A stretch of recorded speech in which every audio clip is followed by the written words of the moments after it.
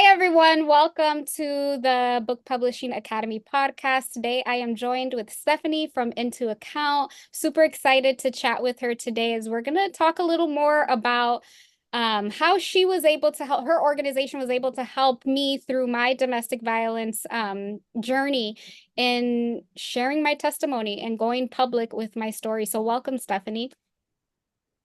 Thank you, Janine. It's great to be here. Yes, we're super excited. So let's dive in. I have some questions for you. Can you tell me a little bit about IntoAccount and the mission of your organization?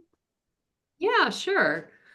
So the reason that IntoAccount exists, I think, is really well illustrated by like your case in particular. We all came out of different experiences with, studying abuse-related dynamics in institutions and being involved in advocacy. And we also, all of us, were coming into this with religious trauma. And when I say all of us, I mean like my colleagues at IntoAccount. Mhm. And what we were seeing was that people who experienced sexual abuse and domestic violence in religious settings, there was always a spiritual abuse component that wasn't really being addressed by like direct sexual assault services and DV shelters. Um, there was there are a number of organizations that are faith-based that work on preventing abuse and working with survivors, but we wanted an organization that wasn't faith-based, but that specialized in um, abuse that comes out of a faith setting. And that is with the understanding that we don't want survivors to feel like they need to be um any particular, like they need to believe anything in particular to work with us. Some of our survivors are really devout Christians, and some of them don't want anything to do with church. Some of them are kind of in between.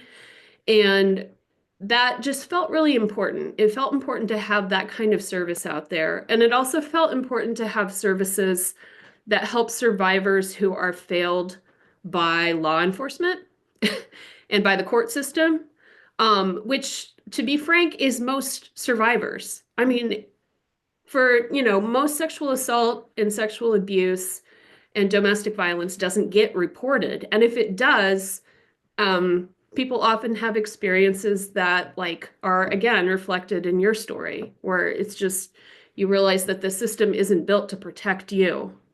It's built to protect institutions. It's built to protect perpetrators. There's just so much that needs to be done that isn't being done by legal systems. So we wanted to fill the gaps that we were seeing. I love it. So when I first approached IntoAccount, what stood out to you about my story? Well, I mean, one of the things that stood out was that you'd clearly already made some efforts to get people to care, and they Mm. hadn't really gone anywhere. Um, and I mean, the other thing that stood out was, when you reported to us, I think partly because of the focus of our organization, you focused on the fact that your perpetrator was doing ASL interpreting at a church. And immediately I was like, oh boy, that is just unfortunately a really common scenario in somebody who specializes in services that are for a vulnerable population, going into church settings and being seen as charitable. And it makes it harder to get accountability because there's the idea that, oh, but they're doing this out of the goodness of their heart, whether or not, like, especially if it's a volunteer position, but even if it's not, there is a perception that people who are doing things within helping professions um, should be beyond reproach. And I don't think, like, nowhere is that perception more alive than in churches. I don't know exactly why that is. I have some ideas, but immediately what stood out about your report was like, this sounds like an incredibly dangerous person in a position where he has access to a lot of vulnerable people. And that's really alarming. As common as it is, it's never not alarming. Scary. Yeah, yeah. Um, what were your initial thoughts when hearing the details of the abuse I endured? Um, my initial thoughts were that even though you understood that you'd been abused, I sensed that you were still minimizing what had happened to you. Mhm. Um, because I mean, when you described a lot of the stuff that happened, and when I read your report, I mean, even what you had written down initially, it is objectively horrifying. But you were doing what a lot of people do. You understood that you'd been abused, but also to face the full reality of what has been done to you in that kind of abusive relationship, it just involves just layers upon layers of, oh, and that was a betrayal too. And that was a betrayal too. Um, the things that I thought were good were in service of the things that were bad, it just and and it felt like just in the course of us talking about it, um, that I saw you come to a greater degree of acceptance about how bad it really was. And that you are an incredibly strong person. That was evident from the get-go. And that you could understand, I am an incredibly strong person, and this kind of thing can still happen to me. And because you're the kind of person you are, I saw your thoughts go immediately to how can I take what happened to me and use it as an opportunity to help protect other people? Mhm. Like that was present almost immediately for you. I It think, was, go ahead. yeah. Go ahead. I just want to say it really, like, we can talk about this more. It really sucks. Like, you should not, like, I always wanted to make sure you understood that it wasn't your obligation to do this. Oh yeah, I know. But, but, um, it's also clearly like a huge part of your motivation in the world to take your own experience and use that as an opportunity to empathize with more people, to reach out to more people.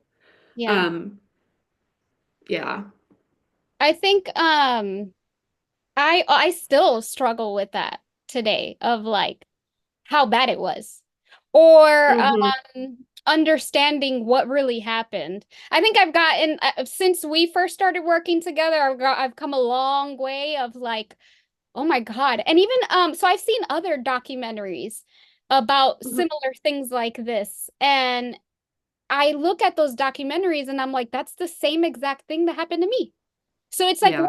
when I see it in somebody else, I'm like, oh my God, like it just like opens your eyes even more of like, it's just crazy because when you're in it, they do such a good job of minimizing what's happening and making you feel like it's your fault and you Yeah. don't almost realize what's happening until you're like out of it and you've had time to like regulate your system and Yeah. it's a process. Yeah. I feel like a lot of survivors like that's a really common it's not a common experience to be in an abusive situation and immediately understand all the layers of what's going on and then like get out. I don't know why people think that that's like some sort of norm that anyone's experience should be measured against because it's not.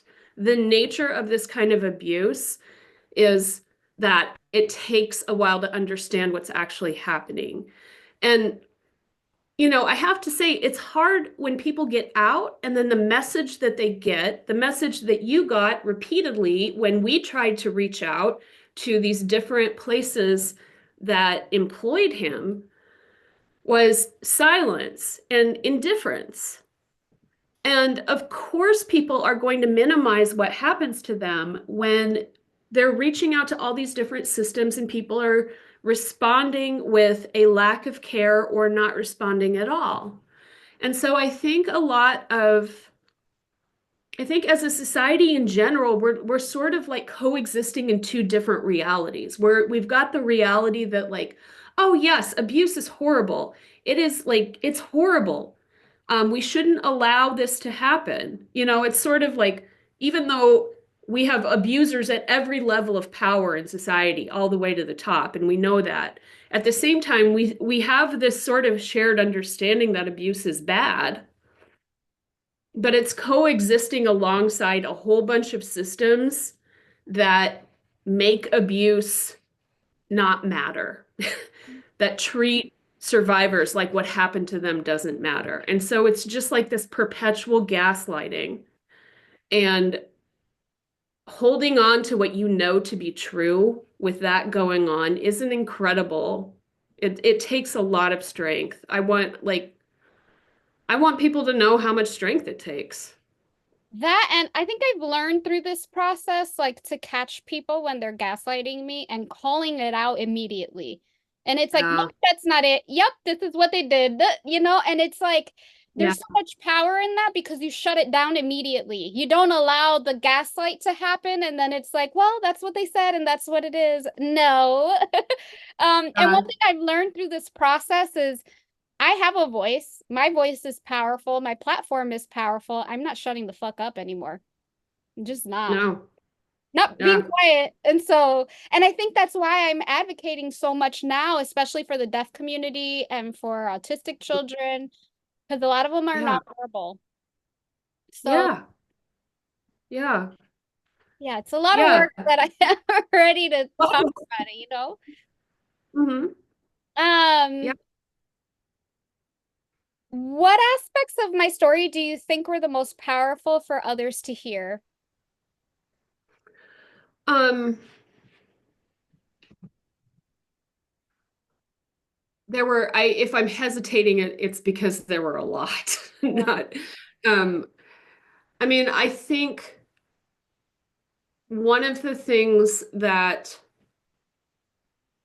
it's just, I think so many victims of intimate partner violence need to understand is just you seeing your sort of journey from being constantly belittled, constantly made to feel like, I mean, you shared recordings and texts with me, so I heard some of the way that he talked to you. And he talked to you as though you weren't somebody who had the ability to have any judgment about your own life, that you were, and he used religion to reinforce that message. Um, he screamed at you that you needed to be more aligned with what he viewed as the correct faith. And I think what's most powerful in some ways is just you understanding, learning to understand none of the things that he tried to make you believe about yourself were true. And that when you responded in those situations, because, I mean, another thing that I I bore witness to you struggling with and saw you like move through was this sense of self-blame that like you needed to take some responsibility for what he had done. And I mean, none of us are perfect people. We always want to hold ourselves accountable for what when we have harmed other people. But, it was always really important for me to hold fast to the knowledge that you can't there's really no way to reason with a person who is determined to abuse you. There's nothing that anyone does that makes them deserve to be treated that way. There's just no excuse for it. And when you have like, and he's clearly the kind of abuser who just wants to make you feel like nothing, Mhm. just like the things that he said to you. And to come away from that and say, I don't accept that version of myself. I don't accept that conception of who I am because it's just something an abuser made up for his reasons. That's incredibly powerful. It's incredibly powerful to claim your freedom, to claim your selfhood. And when society throws obstacles in your way, even if those obstacles aren't things that can be immediately overcome, your message to yourself is still, no, I don't accept this gaslighting. No, I don't accept this message about myself. Even if I can't be free in every way externally, inside myself, I'm free. I know who I am. And that's like I watched you really come to those places in the course of the time that we worked together. Mhm. I do think that when I was with him, and that this could be a reason too why I endured the type of abuse that I did, was because when I was in it and he would tell me certain things, I'd be like, no, I never believed anything that he said about me. And I always stood up for myself. Mhm. But standing up to an abuser makes the abuse worse. It does. Yeah. Unfortunately.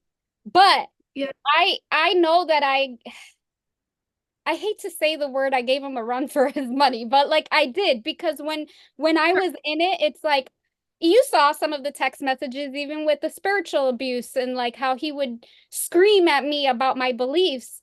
I always had a rebuttal of like, you're not going to talk to me this way. We're just going to end the conversation. I always had like these strict boundaries. And that is one thing that I am proud about is that I never allowed myself to go. I mean, it was hard. I was in a very depressed state and I felt very worthless and hopelessness feeling. Um, Mhm. but it's like I was fighting because I knew that what he was saying was wrong about me. Yeah. Yeah, I mean the thing that I want people to understand about this kind of abuse is like people who are in the kind of position that you were in have to make difficult decisions all the time. Like decisions like, do I do I stand my ground here? Do I stand up for myself knowing that like he will retaliate against me and it might subject me to more? Or do do I not stand up for myself because that's a better way of getting through, or that's a safer way of getting through the next hour, the next day, the next week, etc. And, to people who have never been through this kind of abuse before, I guess what I want to say is like, don't judge people who are in it.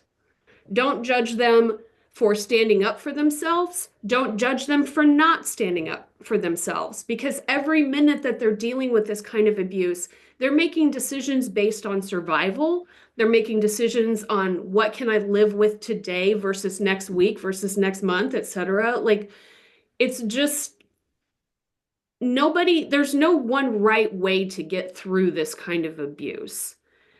And yeah, I mean, women who have a really clear understanding of who they are and don't believe the things that abusers are telling them, um, they often incur punishment from those people because they don't want you to do that.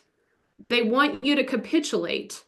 Now, it doesn't mean that when you don't stand up for yourself that you're weak. I don't want anyone to get that message because sometimes that's a decision people make in order to survive. And sometimes it's, you know, at a certain point, if you're being told over and over again that you're a piece of shit, it gets hard not to believe it. Like I have just want to express generally, like survivors, you have to do all kinds of things to survive.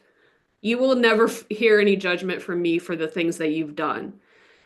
I mean, unless you start abusing other people and abusing your children and everything, as part of it. Like, I'm not saying that everybody who experiences abuse is above re and beyond reproach. I'm just saying you gotta do what you gotta do to stay alive. I know that I definitely did both. Like I learned how to create boundaries with my counselor. So there throughout most of the relationship, I was like not entertaining this. I would have these boundaries and try to enforce them, and it would always result in more abuse. But towards the end, when it got really bad, like he was escalating the abuse. Um, And primarily the reason why I stayed so long was because I felt trapped. I was like, there's just no way to get out of this. Like I physically, emotionally, and mentally, there's no uh, way to release myself of this situation. Um, Yeah. but towards the end, when it got worse, I made a conscious decision of I'm just gonna walk on eggshells. I'm gonna do everything that he tells me to do. I'm gonna get Mhm. home and get safe. And then Yeah. when the time is right, I will leave. And I did that. We went to Santorini, we got engaged. I said yes. We did the whole calling friends and family. We took the Mhm. pictures. I was playing a role knowing that I probably was going to end it soon. I got home safely, safe. And then like 2 or 3 weeks later, I was like, I'm ending this engagement. So and I think that was the best thing that I could have done for myself because I think that if I would have been in Santorini getting engaged, um, and having these strong boundaries like I always had, or saying no to an engagement or saying no to what he wanted me to do, I do Mhm. fear that I wouldn't have made it home. And so Yeah. I think it's important when you're in a situation like that to do both. Like you literally have to just trust your instincts. Um, Yeah. and there's no judgment, like you said. Yeah. Um, Yeah. let me see what other question. Um, what challenges did my case present in terms of wait, hold on. Yeah, what challenges did my case present in terms of advocacy or public storytelling, if any? Um, it presented a lot of challenges. None of them were because of you. They were because of the nature of an abuser working as an independent contractor. And because there's, like as soon as we figured out he didn't have like the accepted national licensure, and then we realized actually there's nothing to stop him from doing this. You know, there's a big difference between somebody who has been through the requisite ethics training to be an interpreter and somebody who just happens to be multilingual. And, one of the challenges of the case was I was watching you do everything you could to find all the people who needed to know. And we would contact them. And for the most part, we wouldn't hear anything. And that is that is a particular kind of challenge for doing accountability work. It's not a unique one. It's not one that I've never dealt with before. But, I remember in another case where the abuser was an independent contractor. Um, I remember one of his victims telling me like he was a guest everywhere. Nobody was holding him accountable. He was, you know, everywhere he went, he wasn't accountable to an employer. He was just accountable to a temporary contract. And that's a lot of people who work in, for obviously in like educational and paraprofessional settings, interpretive settings. There are all kinds of professions, that are full of people who do really excellent work that involve, independent contracting. I used to work as an independent contractor myself. And it's really it's hard because it puts you as a survivor in a position of, okay, if I want to protect other people based on the knowledge that I have about this person, I have to reach out to a whole bunch of people. And I mean, the other thing that I want people to understand is that every one of those pieces of outreach, every email, even if I'm sending it on your behalf and your name isn't on it, every one of those things opens up the door for someone to believe you or demonstrate indifference towards you, or even in some cases to reprimand you for it. I mean, that didn't really happen, to our knowledge. I didn't get any emails scolding me for reaching out. But it has happened to me in other cases where it's like, we can't act on this. Why would you tell us this? And it's like, well, who else is going to do it? The legal system has failed. There's no centralized accountability structure that you can report to when he's not even required to have a license in the state of New York to do what he does. And, I mean, another one of the unique challenges there is that the work that involves working with children who are disabled, working, just working with kids that are vulnerable within the system. I mean, kids and adults, frankly, that work is rarely very well compensated, and um, it's not treated with the dignity that it deserves. And weirdly, like that makes it a place where abusers can thrive.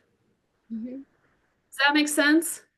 It's like it's the same with like stuff like home health work. Like there are like amazing, really skilled people who do work like that, but it's also work that we haven't placed value on as a society. And when we don't place any value on it, we also don't create accountability structures to make sure that the people who are doing it are qualified people who are doing it for the right reasons.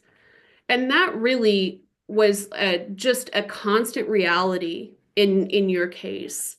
And so when it came to the public storytelling part, and it was clear that that was something that you wanted to do, it felt really important to me that people understand that that was the system you were up against as a survivor who wanted to hold your perpetrator accountable and to protect other people from his violence, was just knocking, like figuratively speaking, just knocking on one door after another, asking people to care enough to listen to what you had to say. Mhm. And that was, yeah, that was hard. And it makes me really sad. Like, if anyone is watching, like, I want you to think of like your child and think of Mhm. your child. If your child is nonverbal, cannot speak, and the person that works with them every single day with any type of like, sign language or maybe even ABA therapy is an abuser. How would you feel knowing that? Like, I would not. Over my dead body would my child be working with someone like that, And it's like, so it's just, it's very disheartening. Very disheartening. And the sad thing is that, I mean, obviously we don't know what these companies did after we reached out to them, but I would be very concerned if they still have him working with these children. Yeah, No, me too. knowing what we sent them. Yeah. It's like, how can you look at that and I mean, some people just refuse to believe survivors as a matter of course because it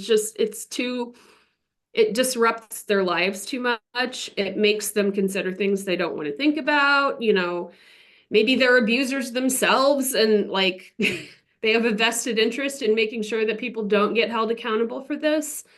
But more often it's indifference, or it feels like that's more often. It's indifference, or it's also like I'm sure there's some people who look at what happened, who look at a situation like yours and they think, well, I mean, okay, so maybe he was abusive in a relationship, but he's not like abusing kids, so why should it matter for working with kids? And I can't like if there's one thing I truly can't get my brain around, it's that attitude. Hmm. It's like how could you think that that wouldn't affect the way that he interacted with children? Even if like outwardly it doesn't seem like it has any relationship, like the way that he treated you indicated a capability of utterly dehumanizing another human being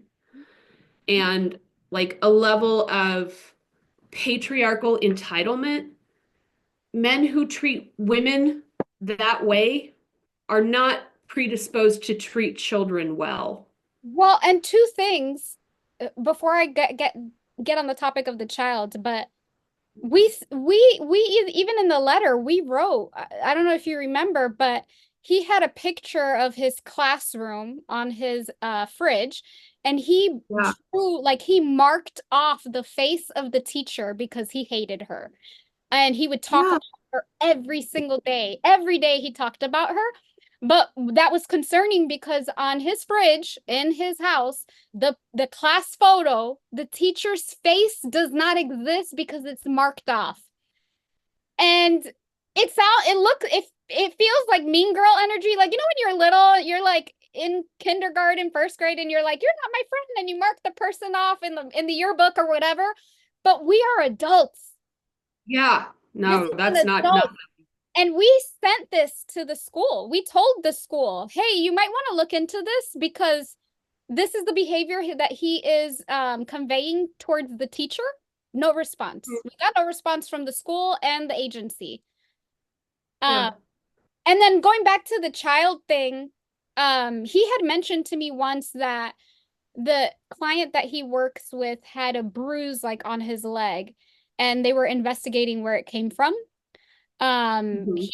He's an ABA therapist, but he also, so they teach them life skills. So he teaches him how to go to the restroom and stuff like that. So they had to like interview him, like, what happened? Where did this come from? Did it come from you? Did it come from the nurse? Did he get hurt at school? So he kind of had mentioned that to me. I never thought anything of it. I'm like, oh, okay, they're like, maybe the kid hit himself or he fell or whatever. But now, like, now out when I'm out of the picture and I could see things from a third perspective, point of view, I don't know why that wasn't a red flag then for me. Like, I Yeah. should have said something because I'm like, this just doesn't add up. You know what I mean?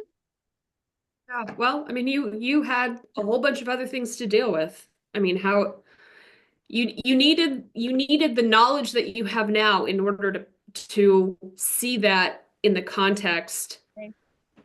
that would make it a red flag. I mean, Because and we even sent to the school and these organizations, we sent them the pictures of the mom in that Mhm. packet. His Yeah, mom had bruises and yeah, no response. Like, what? yeah. It's like, look, if we were going to manufacture a bunch of evidence, we'd make it easier evidence to go through. I mean, a domestic violence police report, like scribbled in a random officer's handwriting, like a bunch of text messages, that's not easy evidence to go through. If we were just making something up, we, we'd we'd fake the officer's handwriting better for one thing. I mean, it's just like no. Like this is somebody doing their best to gather the evidence of what happened to them, and you're just ignoring it? I still can't get my mind around it. Me neither. Let's see.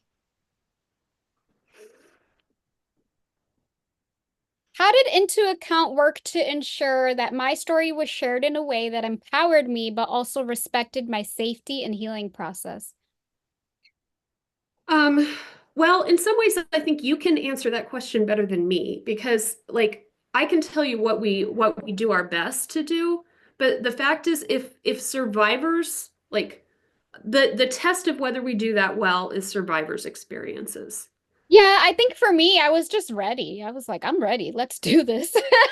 Yeah. Um, I yeah, mean, I think I would have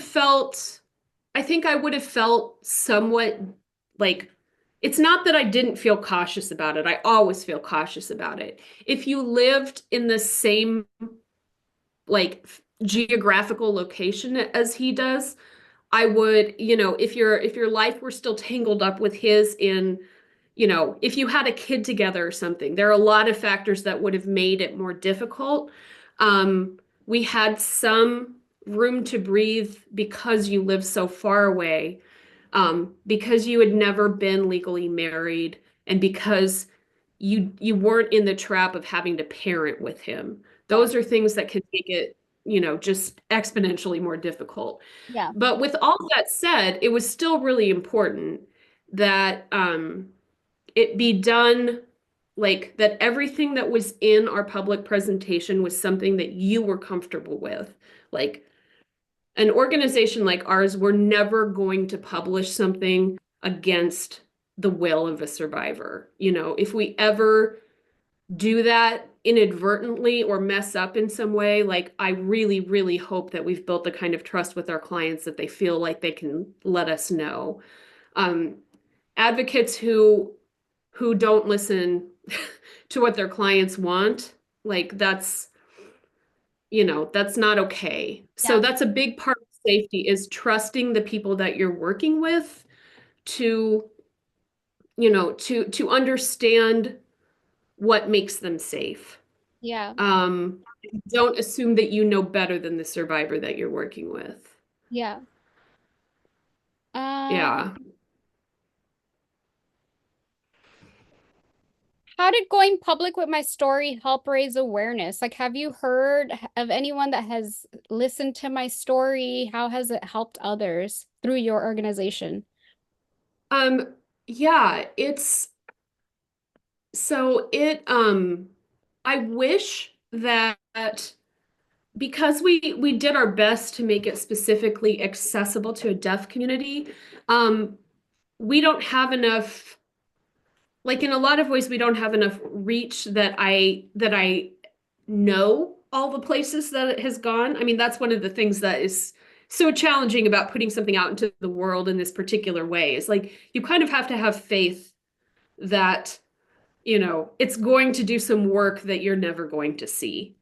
And I know we had conversations about that leading up to it, that like, you know, I know from experience that even when I don't hear back immediately, like sometimes people will mention to me years later, um, that I saw that particular story and that was like a turning point for me or something. So I'm sure that things like that have happened. You know, you So Yeah, I'm sure you. I'll share one. I do ride sharing once in a while. I drive sometimes. And I pick up this lady every once in a while. I don't know why. I always pick her up. And so she's become like my friend, right? And I picked her up and she's also a survivor of DV. So I texted her the video. I was like, "Watch this video. I think you'll enjoy it. Share it with your network." And she's like, "Okay, cool." And then like a month later I picked her up again. And she tells me, "You won't believe what happened." I said, "What?" And she's like, "My girlfriend sent me this video last week and she said, 'Hey, I think you need to watch this. It's such a good video about how this woman overcame domestic violence.'" And she's like, "Okay, friend, thank you. I'll look into it." She said it was your video. It's the same one? Yeah. Oh my And God. and I was like, "Who is this lady?" Where did she find it? She's like, "I don't know. Probably YouTube. I don't know how she came across it, but she, she's like, your video's getting out. Like, I promise you, people are hearing about it." That is so cool. That is That's cool. so, Yeah. yeah, I'm so glad to hear that because like, sometimes those things come back to me. I mean, like, but I think mostly they don't because people are more likely to, like, if, and I mean, one of the things that's particular about yours that, like, we haven't worked with very many survivors who have wanted to make videos and also who have like the professional experience and capability that you have in terms of self-presentation online. But I think particularly because you spoke directly to the camera because you were on camera, because you made yourself vulnerable in that particular way, that like people probably, like if they relate to it strongly, they probably want to talk to you, um not to your advocate, because they're relating to you, Hmm. and because you're such a human presence in that. I mean, one person that I talked to is just a fellow advocate who had, survived lots and lots of domestic violence herself. And she just commented about like how powerful and effective it was. Yeah. Um, and, shared it in her networks as well because she works with lots and lots of DV victims. So it's probably reached a ton of people that you'll never know about, but I'm glad that some of them have let you know. And I think too, putting the sign language interpreter there as well on the video helped a lot. So I have a goal weekly because I'm super busy with my business. I really don't have time, but I have a goal weekly, and my VA, we both intentionally reach out to organizations that work with sign language interpreters or the deaf community, and we share the video. Good, So it could be good. 10 years from now. I don't know. But yeah, we're gonna continue to share it because people need to know. So, Yeah. um, I think I'm gonna wrap it up. Let's see. What advice would you give to others, other survivors who may see themselves in my story and want to begin their healing journey? And how can Into Account help them? Um, wow, that's actually a huge question because like I could address it to people who are still in abusive relationships or people who are more at the stage that you were at when you reached out to us. Um, I think to people who are still in abusive relationships and feel trapped, I want to say you are worth so much, and you are in a situation in which somebody is doing their best to make you feel like you're not. And even when you feel like you're not worth anything, like I just want to I just want to affirm you are, and the thing, whatever you need to say and do to get through this, you staying alive is the most important thing. Do Yeah. what you need to do to stay alive. You don't have to perform any particular kind of strength. People, like, what you need to do is like trust your gut, make plans.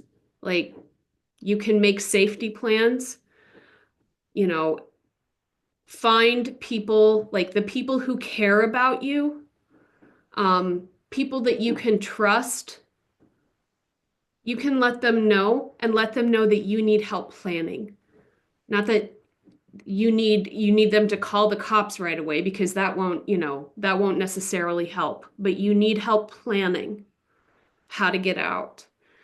And to people who have already gotten out, I just want to say you are not alone. There are so many people who have been through this, and the kind of abuse that you've experienced is designed to make you feel like you are just uniquely awful. And there's so much there's so much on the other side when you reject that. Hmm. You don't have to be perfect in any way to be worthy of help and worthy of respect and worthy of dignity. Hmm. That's good. And how can IntoAccount help? Well, especially if your abuse involved any sort of religious institution. Um, One of the things that we can do, we can't change a religious institution. We've tried, it's a long game, but we can be next to you, ensuring that whatever happens, we're a buffer, we're your cheerleaders, we're your advocates. We'll do everything we can to ensure that your abuse is not forgotten and that the person who harmed you is held accountable for what they did. I wish we could do more.